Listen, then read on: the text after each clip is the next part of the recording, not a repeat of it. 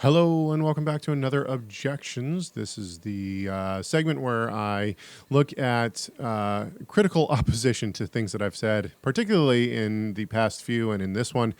I'm looking at some comments that were made about my video on Hillel and Shammai, which you'll be able to find a link in the description.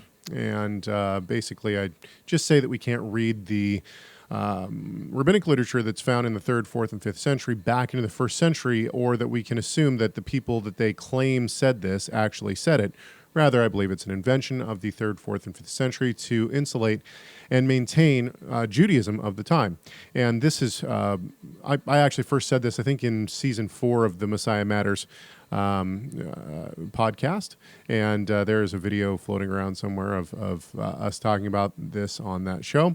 And this actually was written about in by my father, Tim Hegg, in 2011, I believe it was, in an article that is posted on TorahResource.com, which is called "What Version of the Mishnah Did Paul Read?" And of course, that is a tongue-in-cheek paper. It's a tongue-in-cheek title, rather. But basically, what he does is he shows that we have a hard time. We would have a hard time trying to actually read the rabbinic literature back into the 1st century. That's the point of the paper. And this is not, although many people think that this is some kind of a radical view, this is actually held by many, many scholars today. Many Christian scholars have come to the belief that we can't read the rabbinic literature back into the 1st century. Also, some Jewish scholars, such as Neusner has stated as such, as has Israel Yuval on certain matters of rabbinic literature, so on and so forth. So this is not some kind of radical new belief. It's just one that people, I guess, are having a hard time with. Anyway, let's look at some of these comments. Before we get started, please consider subscribing to this YouTube channel. It really does help me. Also, if you want to find anything that I've written on various topics, not this specific topic, but on various topics, you can find my work at Pronomian.com. Okay, let's jump into some of these comments. This person says, my opinion, why does it matter whether Hillel and Shammai actually existed or not? This kind of actually is a good question. I think this is an excellent question, and one that should probably be addressed, which is one of the reasons I like this comment and am responding to it. What is the end game of the efforts to debunk? Okay, let's stop right there for a second.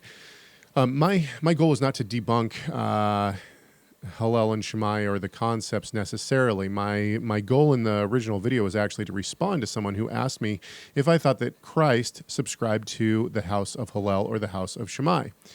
And this is actually the end goal in this discussion for me, which is to say we can't read the later rabbinic literature back in the 1st century. This is one of the things that the people within the Messianic movement, the Hebrew Roots movement, the Torah movement at large really want to do. They want to read the Mishnah and the Talmud back into the 1st century and say, oh, well, Christ, when he was talking about this, when Jesus was having this conversation, he was really responding to this rabbinic ruling that we have in the Mishnah. And my point is, no, we can't say that because there's no evidence that this literature goes back to the 1st century. All we can say is that, if anything, what we can say is that the rabbinic literature sees what is happening in the apostolic scriptures, the New Testament, and they respond to it by making a argument from two sides. And I think that this actually happens more often than we may think it does. So that's my end game. I'm not trying to debunk necessarily the thoughts of Hillel and Shammai. And what I mean by that is, do I think that they actually were said by Hillel and Shammai? No, I think they were said by later rabbinic councils. But the point is that, or later rabbinic thought. But the point is the rabbis, those later rabbis, make those arguments for a reason. And so I think it's important for us to engage with those at some point, but we have to do it within the context. And the context is the 3rd, 4th, and 5th century. That's my point. I think that it's important because we need to have historical truth here. The historical truth is that we have no evidence that these things went back to the 1st century or before. What we have is historical proof that they were written down in the, I think, probably 4th or 5th century, and maybe even later, but let's not even get into that. We'll just place it at the 4th century now. So let's say that these things were written down in the 4th century, and that they show the rabbinical thought of the 4th century. Not that they go back to the 1st century and that Christ was actually interacting with these rabbinical thoughts in the 1st century. Now, with that said, we do need to be a little bit careful, those of us who hold to such a view. And the reason why is because certainly there are some rabbinical later conversations that certainly do go back into the first century. However, we need to also be careful how much we think that these had actually been formed. So, for instance, in Mark 7, Christ talks about, excuse me, Christ talks about clean and unclean things, koinos, things that are ritually clean according to man's thought and man's law. And what is going to be said is, we'll see, look, we can see in the Mishnah and the Talmud, they have all these conversations about what's clean and what's not clean and how things become clean. And clearly they're talking about these things in Mark 7. And I would say it the other way around. I would say that there was discussion of things that were clean and unclean in the first century. However, they had not been full, the evolution of those conversations had not fully been realized until we get much later into the 4th century. And what I see in the 4th century writings of the Mishnah and the Talmud is the rabbinic thought trying to actually expand these and really have a full conversation about these things and a really rounded belief of these things, which I don't necessarily believe had already happened in the first century. Was it on its way? Absolutely. Okay, so let's keep going with this person's comment. They say, is the goal to destroy and cast doubt upon Judaism? Okay, let's stop right there again. What do we mean by the term Judaism? I would rather say Judaisms, but let's just say Judaism for now.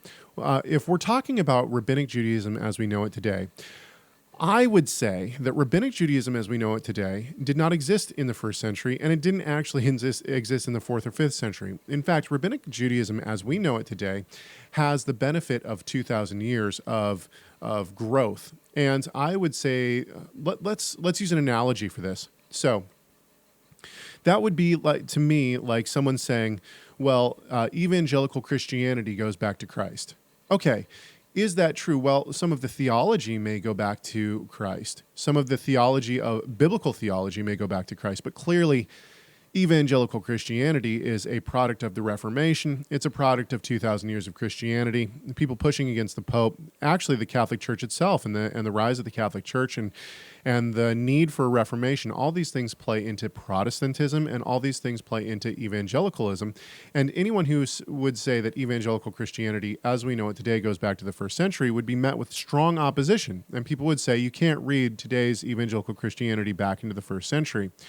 Well, in the same way, we can't read modern-day Judaism back into the first century. This is one of the interesting things about things like modern Judaism, the Messianic movement in particular, and the want by Messianic Judaism to keep many of the late traditions. The fact is I don't really care if a person wants to keep certain traditions. If you want to, and I keep some rabbinic traditions myself. I often use the analogy or the tradition of lighting candles at the beginning of Shabbat. It's one of the things I do. Certainly I'm influenced by rabbinic tradition. There's no doubt about it. So this isn't to down rabbinic Judaism necessarily. This particular argument is not to down rabbinic Judaism. It is also not to down rabbinic tradition.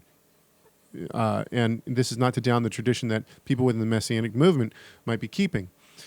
That's totally fine. If you want to keep some of the rabbinic tradition, I think that that's fine, as long as it's within reason, and as long as we realize that it's not that it's tradition, that it's not commanded by God. That's very important. And so I would simply say that what we see today and what we know today as rabbinic Judaism was not around in the first century. And that's, I think, my point. If people want to keep some of the rabbinic traditions and want to follow some of their heritage, that's totally up to them. How you worship God, to an extent, obviously. I think that there is a line that can be crossed in terms of worship where we get over into mixing things that essentially differ. So this would be things like, I think that speaking in tongues within the charismatic movement, I think that's outside of the realm of what God wants us to do in worship. And so things like that, I would say, no, absolutely not. But it's neither here nor there. If you want to wear a kippah, if you want to tie your tzitzit a specific way, if you want to keep kosher a certain way, all these things are up to you and your expression of faith to God. And I'm not going to say one way or the other about those things. But to think that they go back all the way to Christ, now this is a different matter. So What good comes from destroying Jewish literature's credibility? Well, I don't think that I'm destroying Jewish literature's credibility. It is what it is. It is a formation of rabbinic thought from a specific time. I just think that that time is later. I think it's the 3rd and 4th century.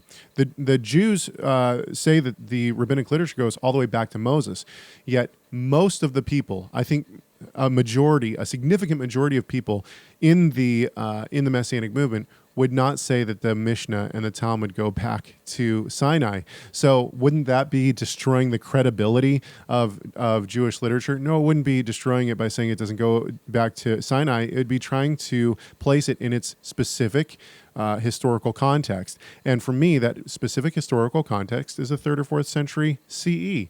That's it. Just for the record, I'm not a supporter of Judaism's stance on Yeshua. Okay, yet if one goes about trying to say Hillel and Shammai did not exist, could this be a stumbling block for the future Jewish people who might have become followers of Yeshua?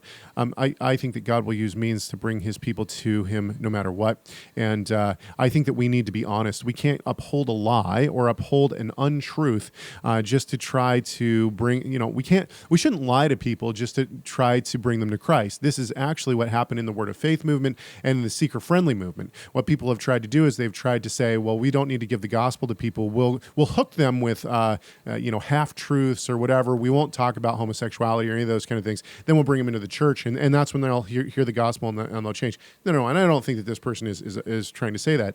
All I'm saying is that we don't try to evangelize with a lie. And the fact of the matter is that the evidence points to the notion that the later rabbinic literature was created and or should be placed within the 3rd or 4th century CE, not before Christ. That's my point. Whether Hillel and Shammai existed or not, I believe it is a negative stance. I don't see it as a negative stance. I think that it is a proper stance to try to place literature in its proper time. And this is the proper time when I think it should be placed. I would understand if we were talking about trying to cast doubt on the existence of figureheads of atheism, Islam, Satanism, or witchcraft. This is an interesting end to his comment.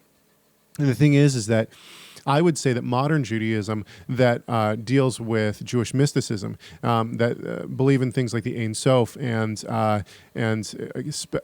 casting spells, all of the Baal Shems, the modern Hasidic movement, and their belief in magic and things like this, I think is on par with the last 4 things that he states. I believe that this form of Judaism is Israel following after the Baals.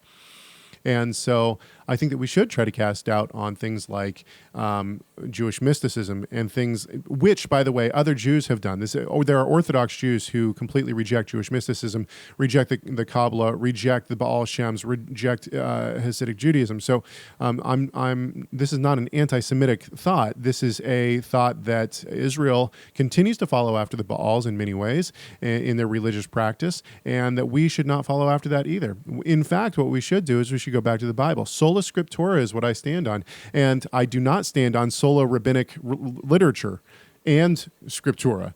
The rabbinic literature is not on par in any way, shape, or form with the Scriptures. It should not be seen as such, and any believer who says that has missed the mark completely. And therefore, what we should do is we should treat this like any other historical book. And to do that, we should place it in its proper historical time and its proper historical surroundings. And that, in my view, is the 3rd and 4th century CE. Thanks so much. Please consider going to pronomian.com and checking out some of the content of biblical things that I write on. And also, don't forget to subscribe to this YouTube channel. It really does help. Thanks so much.